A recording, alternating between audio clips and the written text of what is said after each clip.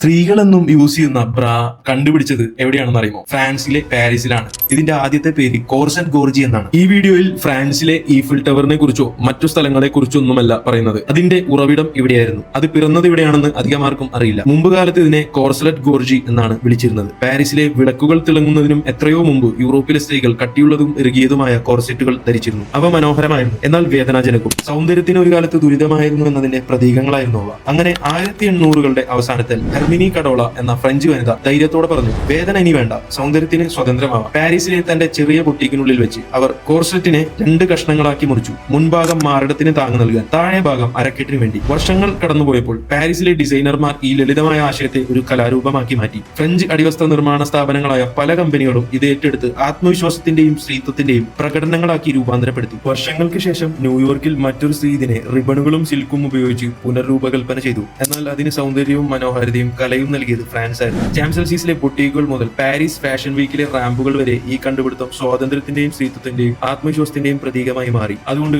അടുത്ത തവണ നിങ്ങൾ പാരീസിലൂടെ നടക്കുമ്പോൾ ഓർക്കുക, ഈ നഗരം സ്മാരകങ്ങൾ മാത്രമല്ല നിർമ്മിച്ചത്. ഇന്ന് നമ്മൾ ധരിക്കുന്ന ലളിതമായ വസ്തുക്കൾ പോലും ഇവിടെ ഫ്രാൻസിൽ ആരംഭിച്ച ഒരു രഹസ്യകഥ വഹിക്കുന്നുണ്ട്.